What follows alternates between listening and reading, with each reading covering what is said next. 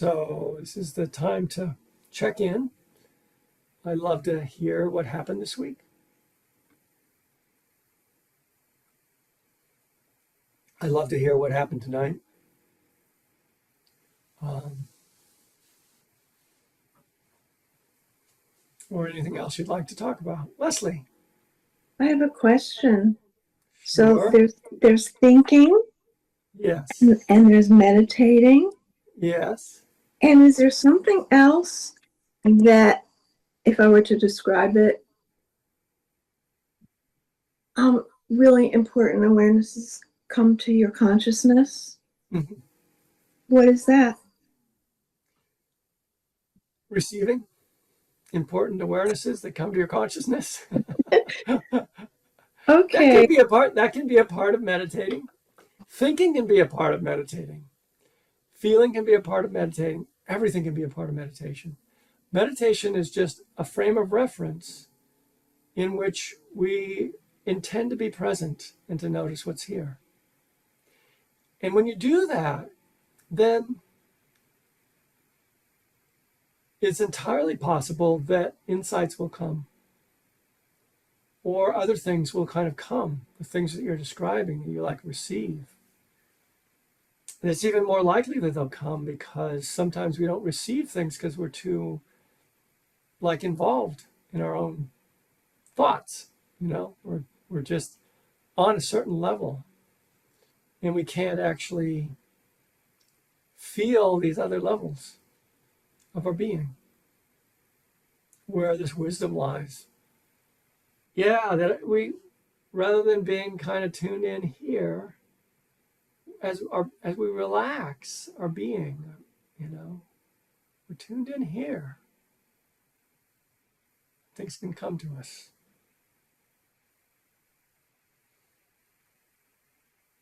Okay. I didn't want that to be called thinking. It isn't necessarily, but it might come as a thought. Sometimes insights come as thoughts. They feel different, which is why I don't want people to just think that meditation means clearing your mind of thoughts, because sometimes something drops in and it's really important to be with it, and a dimension of it might be thinking. Just to give an example, sometimes when you drop into the heart, someone's there. Someone living, someone dead, and you feel their presence. So that's a non-conceptual thing, feeling their presence. But a dimension of that might be some words. You might receive words from them. You might have something to say to them. And there are actual words that come from the heart. The heart, if I can put it, has very few words. It uses very few words. It's not, like this. It speaks very slowly. And if I'm in a meditative place and that feels like what's happening, I don't chase it away. I'm not going to chase it away. I'm actually going to sink deeper into whatever that is. And perhaps it's just a visitation of this person and let me feel the love I have for them. That's usually what it is. It's usually an exchange of love. Occasionally it's an exchange of, oh, I have something I need to say to this person, or there's some tension there, so there might be that kind of message. But most of the time it's just love. And that love could be the form of concern, could be someone you're concerned about. And it's helpful to discern whether that's just worry, which is a head kind of thing, or it's actual heart presence that's with someone, which is a little more like praying for them, a little more like just feeling love and connection. Okay. All right. Thank But you. I really want it to be known that everything can be meditation. And meditation isn't this thing that you have to get yourself into and Good. keep all that other stuff away. It's actually presence with whatever is arising. I have a quick I have an issue with kind of falling asleep, or I'm watching my thoughts, and it's almost like I'm watching myself go into REM. Hmm. Like I'll have a thought and some issue comes up, and then I see two people. I'm still watching this. Now two people are kind of working out the issue as if it was between them. It's like my mind is In a so I'm dreamlike way. yeah, and I'm watching, and then I realize, oh, I'm not awake, and then I kind of, like snap out and I wake back up. Yeah. So this isn't really any different than a thought. You're just having a theta wave thought instead of a, Okay. a beta wave thought. It's Okay. since you speak that language, it's still an event that arises in awareness. And granted, awareness in the middle of a dream is kind of not so clear, but it's there, or you wouldn't have any memory of it at all, right? So, just as with a kind of a awake thought, you suddenly realize thinking is happening and you wake up out of it. A dreamy thought, you kind of wake up out of it. It's the same thing. Cool. Anyway, any suggestions for I have like extreme restless leg and I have trouble sleeping, and so Uh, is there any ways to kind of stay awake during, or suggestions of staying awake during meditation? Staying awake during meditation. You can meditate standing up, and then as you fall asleep, you'll catch yourself falling. Yeah. Mm-hmm. That's completely legit. You can do walking meditation. Mm-hmm. One thing you might try, this exercise I showed you, are you familiar with this at all? This sort of I energy not work? until no, but I could feel what you were talking about. So Okay, great. So if you can feel what you're talking about, do this before you meditate. okay. Do this before you meditate. You'll start to feel the energy body, and that will hold you awake in a certain way. Better than thinking, because thinking can slide very easily into dreaming, very easy. But this kind of feeling the energy body, it has a wakefulness to it. Now, as for your restless leg, I have two things about restlessness. Feeling the energy about an inch beyond your body is really helpful for helping it to move better. It gets stuck. And so, feeling, if you can imagine or feel like there's something you can feel this far out from your body. And as I put my hand here, it's almost like I can feel it approaching it. There's heat there, but I'm not just talking about heat. I'm talking about an actual sensation that I feel as I approach my body in this way. So if you can begin to feel that, it helps energy to flow better. And it Mm. may help your restless leg.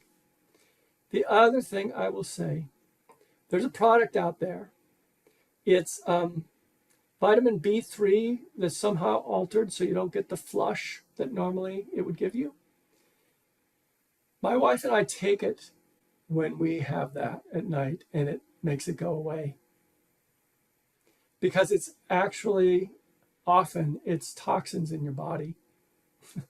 It's something going on in your body, and I couldn't explain why B3 does it, but the Mm-hmm. product is called niacinamide, Okay. and I don't remember the company that makes it, but it's just an altered form of vitamin B3 that affects that kind of restlessness and that you often feel when you lay down at night. Um, we notice it especially if we have things with sulfites in them. So that can be wine, that can be balsamic vinegar, it can be Dijon mustard, it can be, there are various products out there that have sulfites, and both of us seem to be kind of sensitive to sulfites. And I don't know what it does, but it makes you go like this. And so that is just a really something we've done that works. And so you're not getting that from Mark Hart, the meditation teacher. You're getting that from Mark Hart, the guy who's had various things go on with his body over this, 69 years of my life. And I've figured out a few things that work. So Jim. Yeah, I've meditated every day, Great. and it seems as though the time just flashes by, and suddenly my phone rings and it's time's up, and I'm going, what happened? I don't know. So I'm wondering if I've just gone into some trance and not really been meditating. It's possible. I mean, some people do kind of go into this trancey place when they meditate. See if you can stay in the body. In other words, are you feeling the breath? Are you feeling the body moment to moment? Moment to moment. Yeah. Moment to moment. Yeah. So, I sometimes do what you're talking. There's this kind of wide open space that my mind can rest in.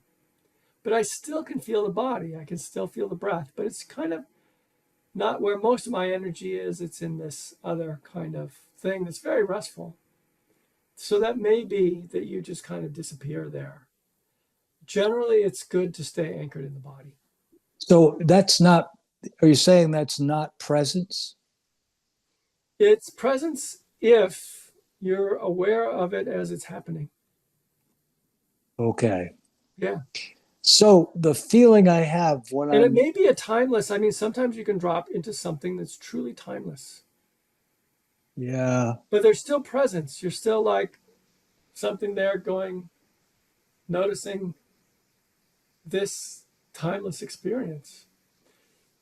The other thing is that sometimes you just zone out, or yeah, I'm wondering. it's like Yeah, like the I don't, recording, the tape has nothing on it. you're right. Yeah. Or Nothing on whether it. In that case, I'd suggest staying with the body, staying with the breath, seeing if you can find the body when you're meditating. I'm feeling quite bored with it. Boredom. Okay. Yeah. There you So go. That's a there you go. resistance. There's a resistance. Yeah. Yeah. All right. So what do I do with that? So boredom is a form of aversion, right? All It's right. not liking something. So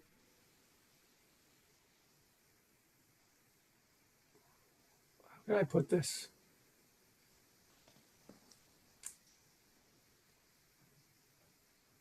There's actually nothing boring about the breath. Boredom is your relationship to the breath. It's not the breath itself. When you are really present without aversion, the breath is completely engrossing. The problem isn't the breath. So that's the first thing I want to convince you of, if I can, Yeah. is that because the mind will say things like, oh, this is boring. There's nothing to notice in the breath. But what it's actually talking about is I'm relating to the breath as nothing being there to notice. And that's creating this sense of boredom. See if you can enjoy breathing. That's what I feel like is the easiest reach. Is like take one breath and enjoy it. Take another breath and enjoy it. Enjoy that you don't have to do anything other than breathe right now. There's nothing weighing on you. Enjoy just the animalness of it. There's something deeply satisfying about it. So you may be able to coax yourself more into the body and more into your moment to moment experience if you recognize that your mind's playing tricks on you. Yeah. Boredom is a kind of a trick the mind plays on you. And if you can become interested, boredom will go away. Boredom and interest are opposites. They can't tolerate each other. Okay. Yeah. Thank you. You're welcome.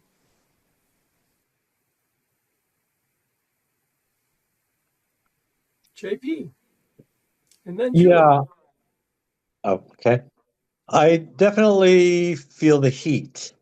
Yeah. I'm not so sure how I would distinguish it from the energy, although doing it up here, I I think I felt what I call the heat inside or crossing over. Exactly. But You felt something going all the way through, which is probably not just heat.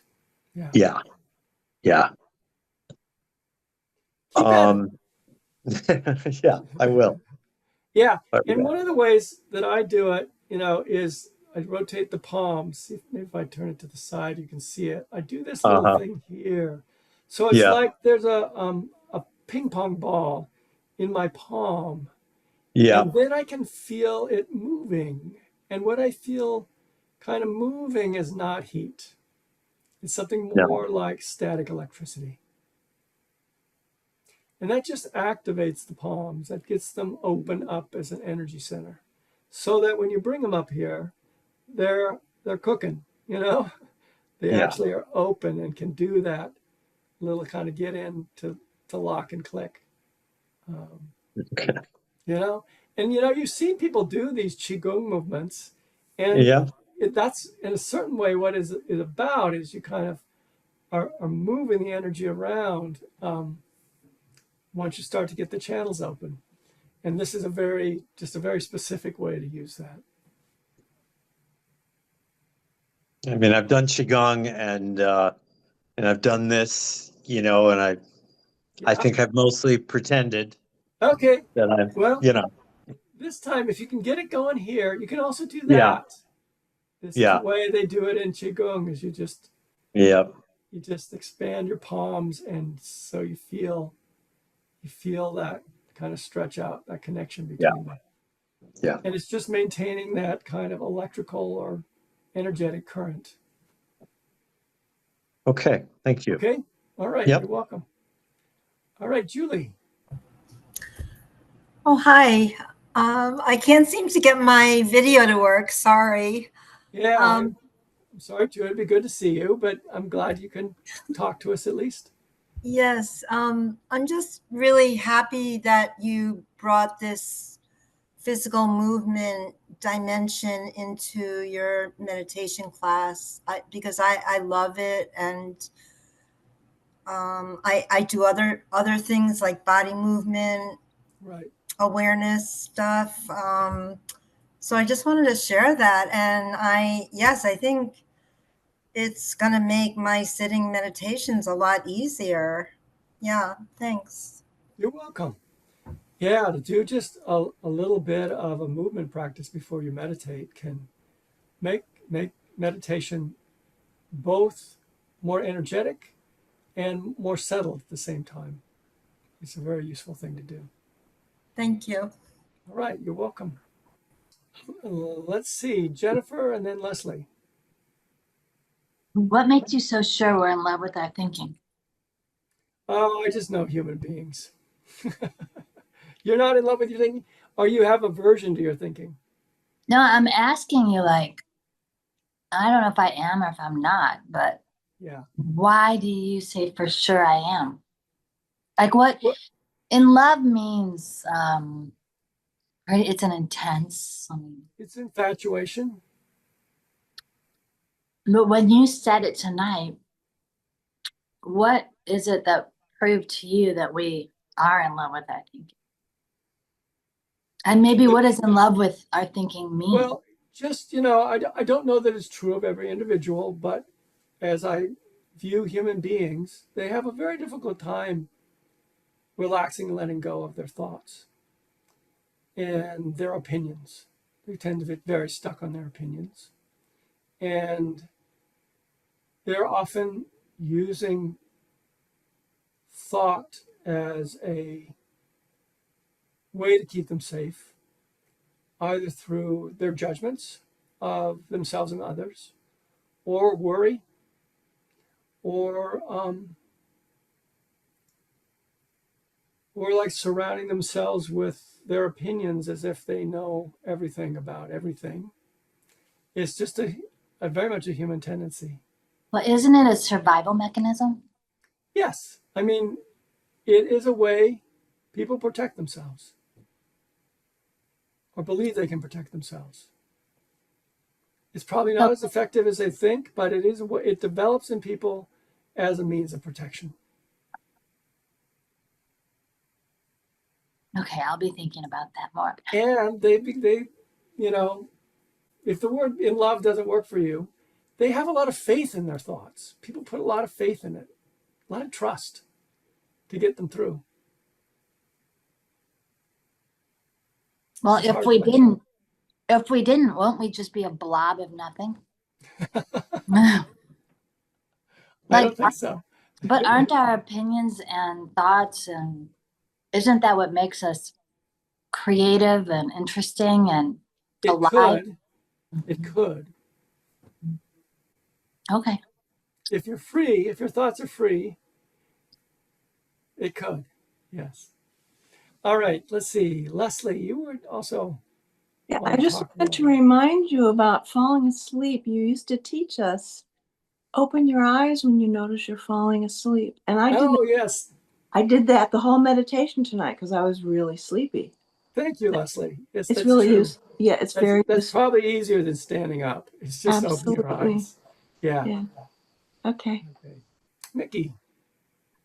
Yeah, I'm wondering how um, the way you put it, putting your energy in your heart, how is that different than being in touch with your feelings? That's a good question. I think that many people have strong feelings because they're attached to certain thoughts. In other words,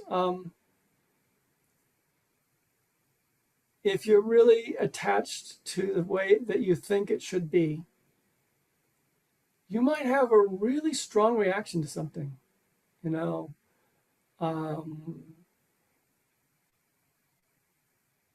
But that's not necessarily the intelligence of the heart engaged. It's really more a way that our feelings can be so connected to our perspective, the way we look at things, the way we think about things. And you know how sometimes when people are in touch with their feelings that they sometimes have a hard time distinguishing their feelings from their judgments. Have you ever had that? So again, it's a tricky thing being in touch with your feelings. I think if someone is in touch with the intelligence of their heart, then they do also know their feelings, but in a different way than some of the more emotional, reactive emotional sorts of ways that we think of that. Does that make sense? I think of the more reactive kind of things often have a lot more to do with our attachment to our thoughts and our preferences. Am I making sense? Yeah, it's kind of where this is coming from is I'm thinking of this expression that I use and people use, which is speak from your heart.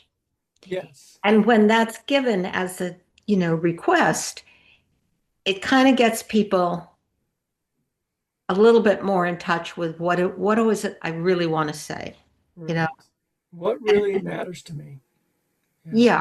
So it's not quite the same as what you're saying, but No, I think now that you clarified that, I think, speak from your heart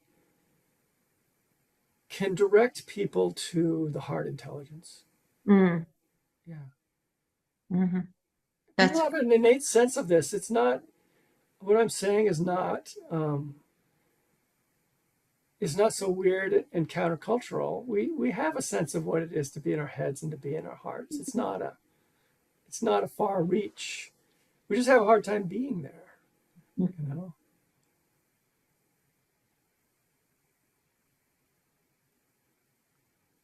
It's also, I could say, I think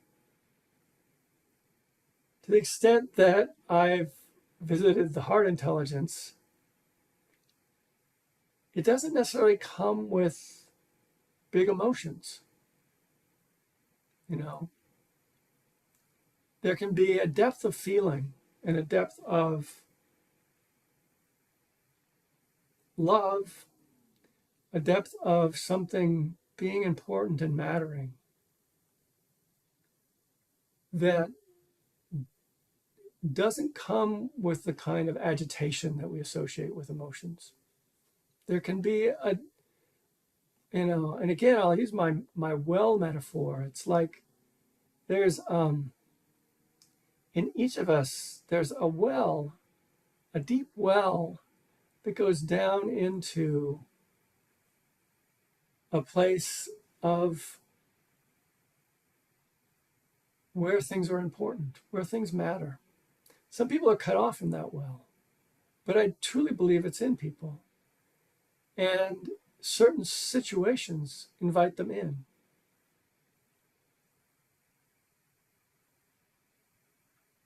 All right, I'll stop there because we're at the end of our time. But thank you, everybody, for your questions and your shares. It's really enriching, I think. And I will see you next week.